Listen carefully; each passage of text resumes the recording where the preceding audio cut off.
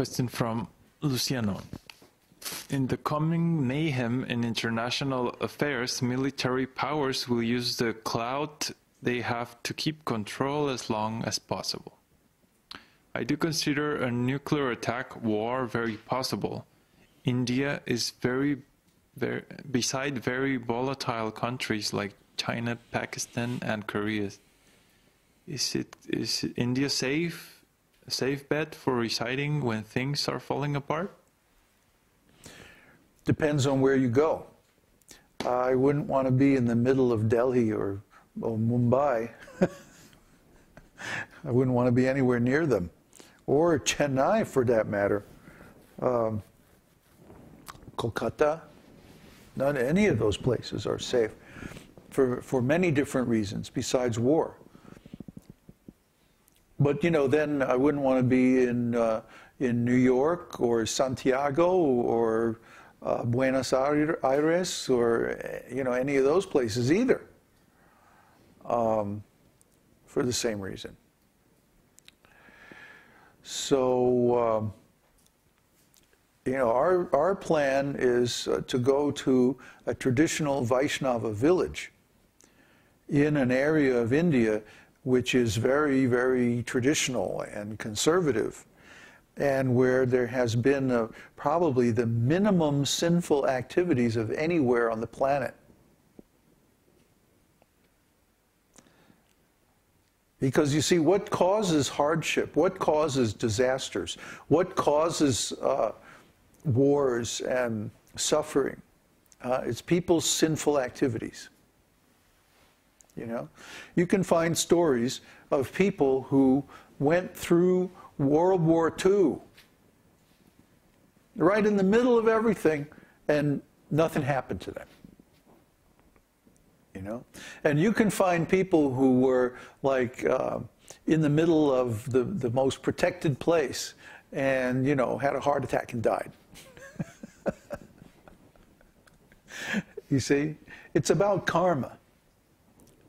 And so if you want to find the safest place possible, you look for the place that has the least sinful activities. And if you really want life to be exciting, go someplace like LA or New York.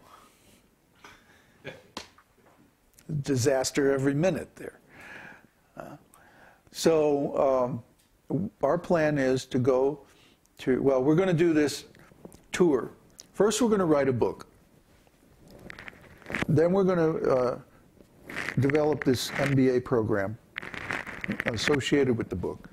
Then we're going to go to India and go to all the major schools in South India and offer to license the program to them. In other words, we're not going to go there and get a job. We're going to go there as content providers and say, we have this program. If you like it, you can license it.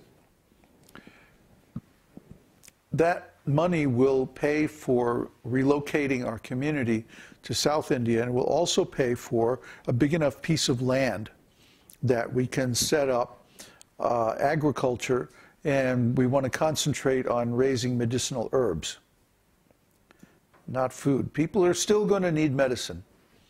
In fact, they're probably going to need medicine more than ever when things get rough. So that will put us in a very good position, very good bargaining position for food and things like that. Plus, we want to set up food storage and food distribution and like that. We'll be expected to do that. As Westerners, everybody's going to think that we're unlimitedly wealthy. So we have to set up some kind of village food distribution program that's going to be required. So with the funding that we get from the universities, we'll be able to at least do that for long enough that we'll have some standing in the community and like that. But the basic principle is that disasters happen where there are sinful activities, and to the people who perform sinful activities. So if we go to a place which has the least sinful activities, a Vaishnava place, maybe not the same lineage because that would be too far north, And that whole area is going to be in serious trouble. I don't like North India anyway. There's too much influence of Muslim culture like that. So we'll go in south, and we'll go, I mean, I've been in villages in South India where there's never been a motor vehicle. Ever. So they don't want them. So they don't build roads. You know, like the biggest thing that happens on Saturday night is the ox cart races, you know. Seriously. You know, those are the kind of places that are really nice at a time like this. Those places where nothing ever happens. Modern people think that's boring. I don't think it's boring at all. I think it's very nice. Nothing ever happens. Great. Let's go. So that's the mode of goodness. Mode of goodness means they're insulated from all of these nonsense things. Similarly, they'll be insulated from the disasters. You cannot avoid your karma. If you've had a checkered past, a sinful life, if you've done some nasty things, you know, they're going to catch up with you. You know, you can't avoid it. It's going to happen. But if you clean up your act and you atone for the sins of the past and you try to live the best life that you can according to the instructions of the Vedas and like that, you can be released from that karma. Why do you think we're chanting Viṣṇusahasranāma? Why do you think every morning we get up and chant the holy name? To be released from our karma, to be excused from our sinful reactions. And it works. We actually become purified.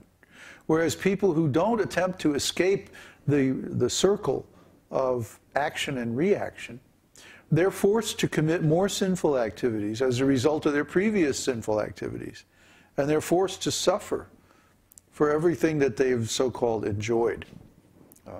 So we can understand that the future of these countries where there has been so much material enjoyment is very, very dark. It's going to be very, very tough. They're going to get heavy, heavy reactions for all that cow killing and all that material enjoyment. This is the story of the world. This is the story of history. This is the story of every single empire, every civilization that's ever existed. They got big, they got wealthy, they got arrogant, they overindulged, and then they were destroyed. Either by disease, by war, by overextending their resources, or whatever. Somehow or other, their karma catches up with them. So we want to be in a place that has the minimum amount of karma. You know, it's a pretty simple plan, actually. So, next question. Question from Theo. The prophecies of Sundar Singh say Romania is going to be protected from the worst of it and rise as the new spiritual center of the world. I wonder if there's any truth to that. Okay, well, you can go to Romania. Well, you know, drop us a postcard. Let us know how it's going. What's in Romania, anyway? No doubt. Mother Swati, please accept my humble obeisances, Babaji. What do you think of Mauritius? It is southern hemisphere and half the population has Indian roots. Yeah. Middle of the island is much higher than sea level. The problem with any island location is going to be the ecological problems with the oceans. Some of the things that are forecast indicate that there may be an anoxic event in the oceans. What happens is if there's, for example, in the tropics, not in the tropics, in the polar regions, there are layers of permafrost perpetually frozen, especially on the ocean bottom, that have a lot of methane in them.